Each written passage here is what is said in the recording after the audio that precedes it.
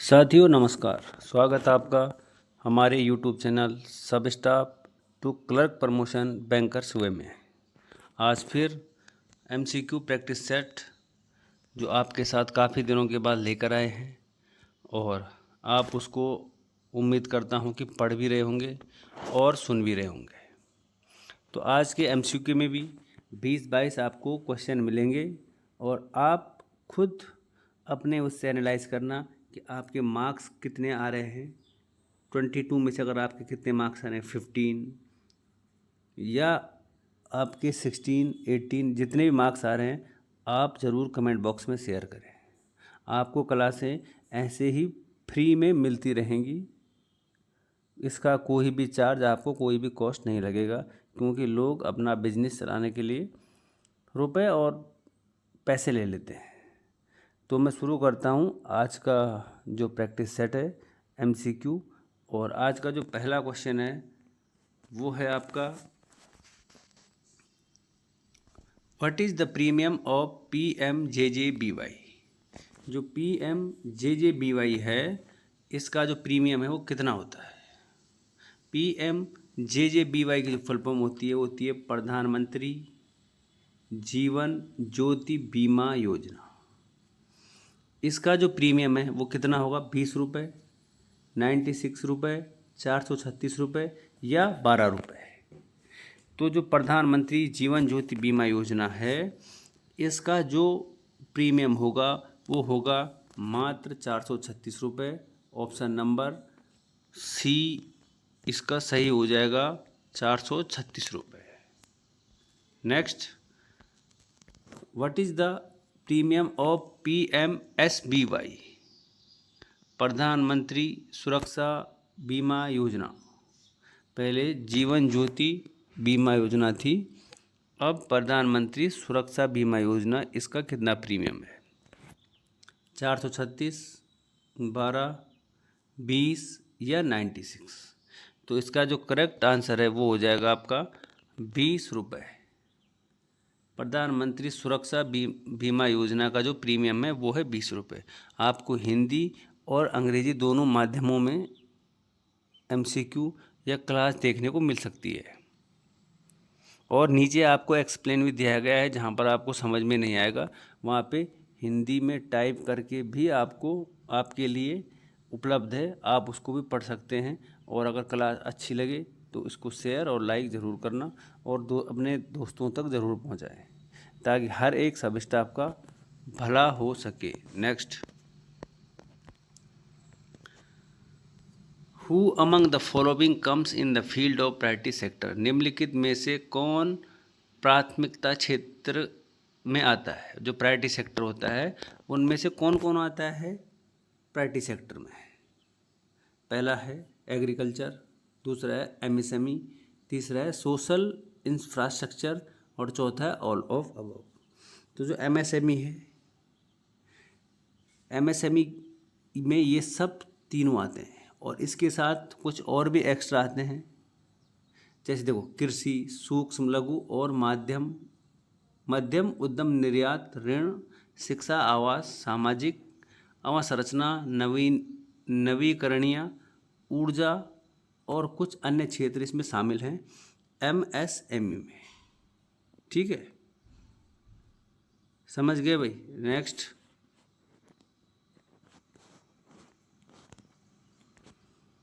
What is the full form of ECS। ECS की full form बतानी है कि ECS की फुल फॉर्म क्या होती है। बीच बीच में आपको फुल फॉर्म भी देखने को मिलेंगी जो कि पेपरों में आती है। कुछ क्वेश्चन प्रीवियस ईयर के हैं कि जो बैंकों में पूछे गए हैं। पहला है electronic current share, electronic current service, electronic clearing service या इनमें से कोई नहीं। तो इसका होगा ECS का इलेक्ट्रॉनिक क्लियरिंग सर्विस, इसका करेक्ट आंसर हो जाएगा। Next, who settled RTGS and NEFT। RTGS और NEFT को किसने सेटल किया था, कौन था वो जिसने सेटल किया था, किसने लागू किया था। सेंट्रल गवर्नमेंट ने, state government, reserve bank of India यानी RBI या फाइनेंस मिनिस्टर। तो नीचे आपको जो जो क्वेश्चन के डाउट हैं वो नीचे हिंदी में लिखे भी हुए हैं मैंने, कि ताकि आप उसको पढ़ सको कि हाँ आरटीजीएस और एनईएफटी को किसने सेटल किया था। तो आपको दिख रहा होगा भारतीय रिजर्व बैंक ने NEFT, national electronic fund transfer. अगर मैं एनईएफटी की बात करूं तो एनईएफटी की फुल फॉर्म हो जाती है नेशनल इलेक्ट्रॉनिक फंड ट्रांसफ़र। और अगर मैं आरटीजीएस की बात करूं तो इसका होता है रियल टाइम ग्रॉस सेटलमेंट। दोनों ही आरबीआई ने लॉन्च किए थे, ऑप्शन नंबर सी। ये आपको पढ़ने के लिए इसलिए मैंने लिखा है ताकि आपको आसानी हो जाएगी। अगर कोई मेरी बात ना समझ पाए, कोई भाई ऐसा हो कि अगर नहीं समझ पाए तो इसको भी पढ़ सकता है। और इसीलिए आप लोगों की सुविधा के लिए हिंदी में आप लोगों को उपलब्ध कराया गया है। सही है, चलें फिर आगे। चलो फिर, उच्च जोखिम what is the high risk customer time period of KYC. कि जो कस्टमर ऐसे होते हैं हाई रिस्क, मीडियम रिस्क और लो रिस्क।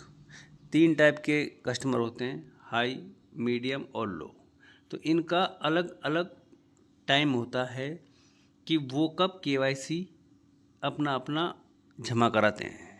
तो क्वेश्चन में है कि जो हाई रिस्क वाले हैं वो कितने साल में, जो सेठ लोग होते हैं वो कितने साल में अपना केवाईसी करवाते हैं।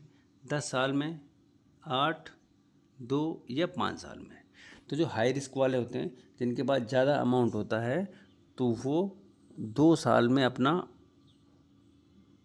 केवाईसी जमा कराते हैं, क्योंकि उनके लिए 2 साल बहुत मैंडेटरी हो जाता है, क्योंकि वो हाई रिस्क वाले कस्टमर में आते हैं, तो इसलिए उनके लिए 2 साल है। और जो हमारे जैसे लोग हैं वो तो 10 साल वाले हैं, उनकी कोई दिक्कत नहीं, आराम से 10 साल में अपना केवाईसी कराओ और आराम से रेस्ट करो।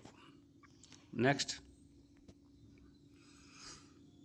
What is the full form of MSME में जो एस है इसकी फुल फॉर्म बतानी है कि इसकी फुल फॉर्म क्या होगी। सेविंग, सेटल्ड, स्मॉल या सीनियर। तो इसकी फुल फॉर्म होती है एस की स्मॉल। लेकिन आपने कमेंट बॉक्स में ये बताना है कि एम और एम ई की क्या होगी। जो एम है और ये एम है और ई है, इसकी क्या होगी, ये आप कमेंट बॉक्स में आपके लिए होमवर्क है, इसको आप ज़रूर बताएं। एस की तो स्मॉल मैंने बता दी है, ठीक है। नेक्स्ट,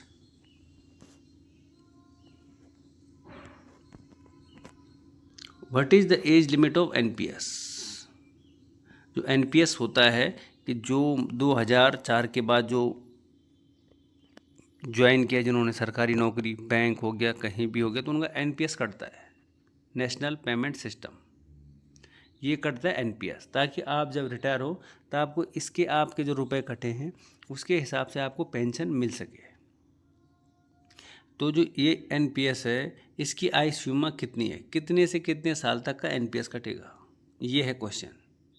पहला है 18 से 40 साल तक का, दूसरा है 21 से 65, तीसरा है 18 से 70 साल तक के लोगों का एनपीएस कटता है, जो लोग नौकरी करते हैं उनका, जो घर में हैं या कोई वैसे वहाँ नौकरी करते हैं उनका नहीं।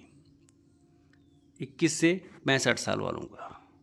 तो जो लोग 18 से और 70 साल के लोग हैं, ऑप्शन नंबर सी है जो, उनका ही एनपीएस कटेगा। बाकी ऐसे नहीं 21 से 65 वालों को नहीं, 18 से एज है और 70 साल तक, अगर उसकी नौकरी 18 में लग जाती है तो उनका एनपीएस कटना शुरू हो जाता है। लेकिन उसकी नौकरी अगर 17 में लगेगी तो उनका एनपीएस नहीं कटेगा। Next, the relationship between the garnishee और कोर्ट। जो गार्निशी होता है और कोर्ट, उसके बीच में क्या अंतर होता है, इसकी क्लास लाऊंगा मैं, एक बार डिटेल्ड क्लास भी लाऊंगा। अभी थोड़ा एमसीक्यू आ रहे हैं तो देखता हूँ कल परसों जब भी हो, कल तो छुट्टी है तो आपके लिए डिटेल्ड क्लास भी आएगी, कि ताकि आपको पता लग जाए गार्निशी क्या है और कोर्ट क्या है, तो अम्बर्समेंट क्या है, तो इसकी भी क्लास आएगी। तो फिलहाल आप लोगों ने अगर पिछले साल प्रीवियस ईयर से पढ़ रखा है, जिसका पहला साल नहीं है, तो इसको आप आंसर इजीली दे सकते हो। पहला ऑप्शन है क्रेडिटर डेबिटर, दूसरा है डेबिटर ट्रस्टी, तीसरा है ट्रस्टी बेनिफिशियरी और चौथा है ड्रॉवर और ड्रॉवी। तो जो गार्निशी और कोर्ट के बीच में जो रिलेशनशिप होता है वो होता है ट्रस्टी और बेनिफिशियरी। और यहाँ से क्वेश्चन बहुत बार आते हैं कि कस्टमर और बैंक के बीच में क्या रिलेशन होगा, बैंक और कस्टमर के बीच में क्या रिलेशन होगा। तो ये थोड़ा एक बार देखना पड़ेगा कि आप लोगों को क्या क्या है। एक और क्वेश्चन है, the relationship between the bank and the hirer of the locker is that of. जो बैंक होता है और जो लॉकर का कस्टमर होता है उसके बीच में क्या क्या रिलेशन होगा। बताया कि क्लास रिलेशनशिप की आएगी। तो इससे क्वेश्चन आपको ज़रूर देखने को मिलेंगे जब आप पेपर देने जाओ। तो ये वाले थोड़ा एक बार आप दिमाग में रख लेना कि आपको जो रिलेशनशिप इधर एमसीक्यू या प्रैक्टिस सेट में बताए जा रहे हैं वो आप ज़रूर देखें। तो जो बैंक है और जो लॉकर का कस्टमर आता है, अब लॉकर वही लेता है जो हाई रिस्क कस्टमर होता है, जिसके पास रुपए होते हैं, जिसके पास मतलब धन होता है ज़्यादा, तो वही तो लॉकर लेता है। तो उनके बीच में क्या क्या रिलेशनशिप होगा बैंक और के बीच में। डेबिटर क्रेडिटर तो होगा नहीं, प्रिंसिपल एजेंट ये भी नहीं होता है, ट्रस्टी और बेनिफिशियरी भी नहीं होता है। तो इनका जो होता है वो होता है लेसर और lessee. Option number C third is correct answer. Next, how many days is the validity of a cheque. जो चेक होता है उसकी कितने दिन की वैलिडिटी होती है। ये तो बहुत इजी क्वेश्चन है आपके लिए। आप लोग तो काम करते हैं वैसे, तो ये बहुत आसान है। तो इसकी होती है 3 महीने, और 3 महीने ऑप्शन में नहीं है तो आपको 90 दिन मिल जाएगा। ठीक है, बहुत आसान है। इसके लिए इतना नीचे एक्सप्लेन नहीं किया गया है कि क्या चेक है क्या है। तो चेक की क्लास लाऊंगा तो आपको पता लग जाएगा क्या है। हाँ, एक और question, what's in the welcome kit. एक आता है वेलकम किट। अब वेलकम किट में क्या होता है, क्या है वेलकम किट, आपको थोड़ा बता देता हूँ वेलकम किट क्या है। वेलकम किट होता है, उसमें चेक बुक तो होती नहीं है, लेकिन अगर बिना नाम के कोई चेक बुक लेना चाहता है तो चेक बुक भी मिल जाती है उसमें। वेलकम किट, डेबिट कार्ड बिना नाम का, बैंक का जो मैनुअल होता है कि बैंक के अंदर उसके अंदर जो मैनुअल जो लिखा पढ़ी होती वो होता है, यानी option all of the above है। ये तो मैंने आपको पहले बता दिया कि अगर ऐसे हो तो वेलकम किट के अंदर, अगर वेलकम किट कब मिलता है, जब कोई भी कस्टमर एक नया अकाउंट खुलवाता है तब उसको वेलकम किट मिलता है। यहाँ तक तो है वेलकम किट की बात। अब नीचे आ जाओ। बैंक वेलकम किट एक लिफाफा है जो बैंक द्वारा ग्राहक को तब दिया जाता है जब वह नया खाता खोलता है। ठीक है भाई, यह किट या तो ग्राहक के संचार पते पर भेजी जाती है या ग्राहक को उसके होम ब्रांच में सौंप दी जाती है।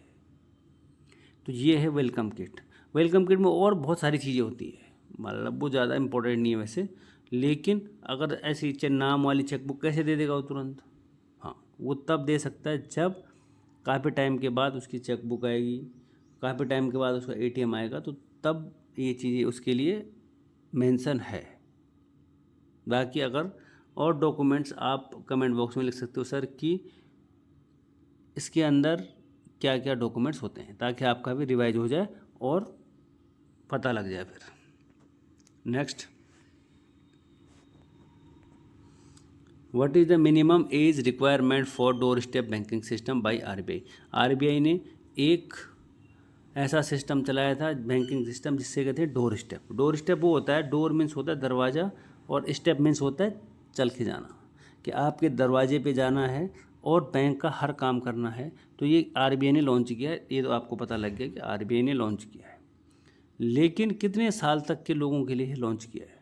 ऐसे तो नहीं कि मैं अभी 27 साल का हूँ और हमारे कमरे में आए बैंक वाले और बोलेंगे सर आपको क्या दिक्कत है, आपको एटीएम चाहिए, आपको चेकबुक चाहिए, पासबुक चाहिए, विड्रॉल करना है, डिपॉजिट करना है, आरडी एफडी। तो ऐसे नहीं। तो उसके लिए कितनी एज है वैसे, मिनिमम, मैक्सिमम नहीं, मिनिमम 60 साल, 55 साल, 70 साल या 65 साल। तो उसके लिए आपकी एज होनी चाहिए 70 साल, तभी बैंक आपके डोर पे आएगा, आपके दरवाजे पे आएगा और आपको बैंकिंग की सुविधा देगा। डोर स्टेप को आरबीआई ने शुरू किया था और 70 साल से ऊपर के लोगों के लिए यानी बुजुर्ग व्यक्तियों के लिए इस सुविधा को लॉन्च किया गया है। नीचे आओ। डोर स्टेप बैंकिंग के जरिए बैंकिंग से जुड़े कई काम घर बैठे किए जा सकते हैं, जैसे पैसे निकालना, जमा करना, चेकबुक लेना, टीडीएस फॉर्म 16 और टर्म डिपॉजिट रिसीट पाना आदि। मतलब बैंक के जो भी काम है वो आपके घर पे हो सकते हैं। Next, which account does not have a chequebook. कौन सा ऐसा खाता है जिसमें चेकबुक नहीं मिलती है?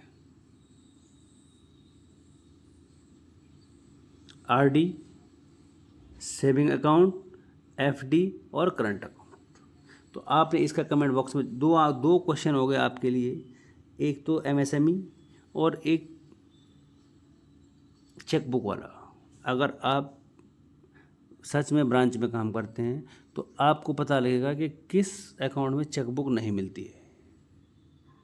आरडी, सेविंग अकाउंट, एफडी और करंट अकाउंट। इन तीनों का आंसर आपने बिल्कुल ज़रूर, आपसे मेरी रिक्वेस्ट है कि इन दोनों का आंसर ज़रूर दें, ज़रूर दें, ज़रूर दें। अगर ऐसे क्वेश्चन आ जाए तो आप देखोगे यार सेविंग अकाउंट में तो चेकबुक मिलती है, करंट में मिलती है, एफडी और आरडी में मिलेगी कि नहीं मिलेगी, क्या है सीन? तो आप ज़रूर बताएं कि क्या आंसर है इसका करेक्ट क्या आप अपनी तरफ से बताइए कि हाँ हमारे को पता है भाई कि आरडी में भी नहीं मिलती है और एफडी में मिलती है, एफडी में मिलती है, आरडी में नहीं मिलती है, आरडी में मिलती है, एफडी में नहीं मिलती। तो आपने वो बताना है एक्सप्लेन करके। Next, who are small farmers. जो छोटे किसान होते हैं, किसको छोटे किसान कहेंगे? कौन है छोटे किसान? अब किसान ऐसे नहीं कि छोटे जिनकी हाइट छोटी हो, कि उनके पास कितना लैंड है, कितना उसके पास ज़मीन है, कितनी उनके पास खेती है। तो इसलिए उनको छोटे, मीडियम और जो बड़े किसान हैं उसमें डिवाइड किया गया है। तो जो छोटे किसान हैं वो कौन है? 3 से 5 हेक्टेयर जिनके पास भूमि है वो, 2 से 3 हेक्टेयर भूमि वाले, 1 से 2 हेक्टेयर भूमि वाले, या ऑल ऑफ द अबव, यानी सभी छोटे किसान हैं इस क्वेश्चन के अकॉर्डिंग। तो जिनके पास 1 से 2 हेक्टेयर ज़मीन है वो छोटे किसानों में आते हैं।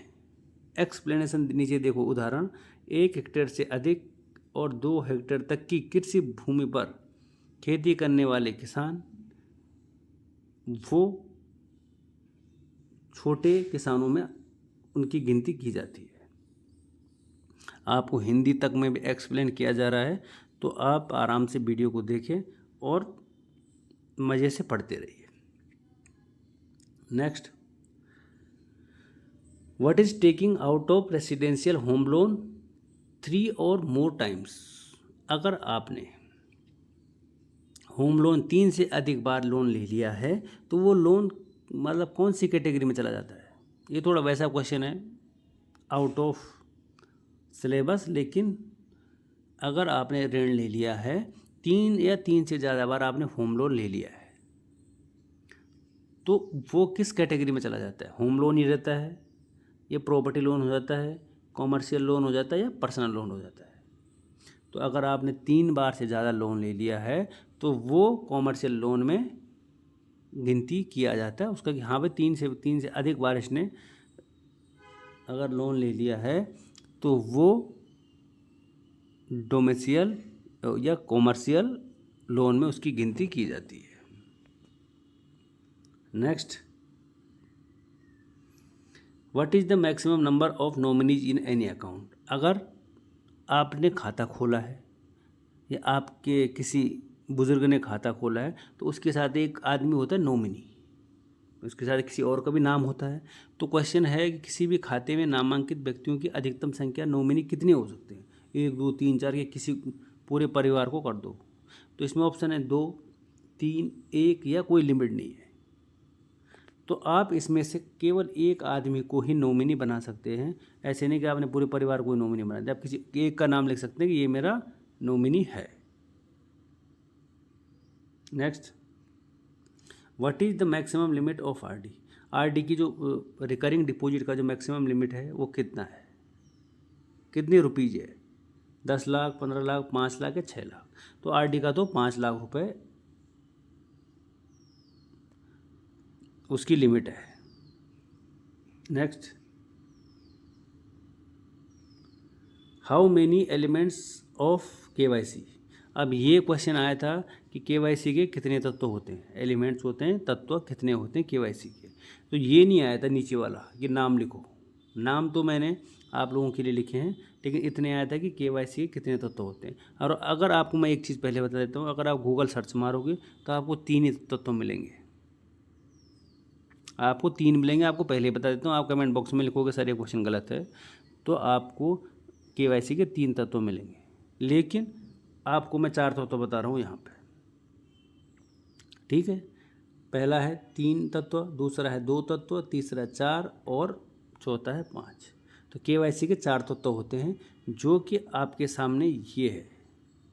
पहला है कस्टमर एक्सेप्टेंस पॉलिसी, जिसको हम कहते हैं CAP, इसकी फुल फॉर्म भी आती है कि कस्टमर एक्सेप्टेंस पॉलिसी। दूसरा है CIP, कस्टमर आइडेंटिफिकेशन प्रोसीजर।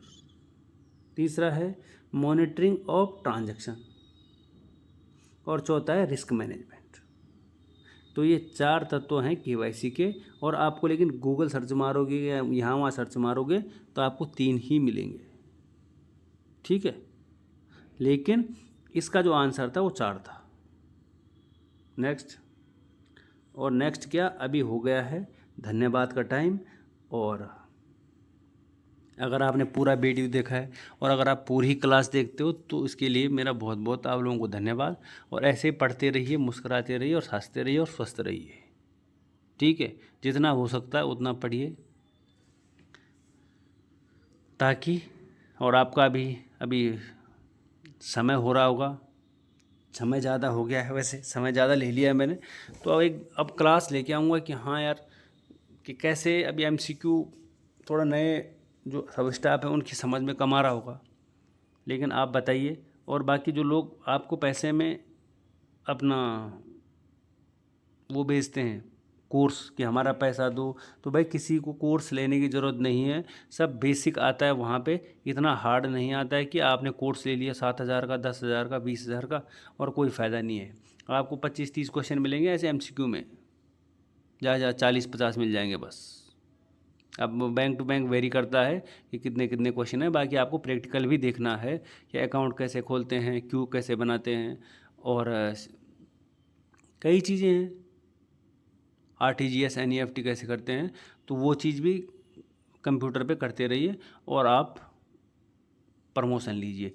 किसी के उसमें ना आइए कि मेरा कोर्स लो हम पास करा देंगे, कुछ नहीं है। आप फ्री में पढ़ते रहिए और आपका काम भी हो जाएगा अगर आपने मन लगा के किया है तो। फिर मिलते हैं एक और नई वीडियो के साथ, तब तक के लिए थैंक यू, धन्यवाद।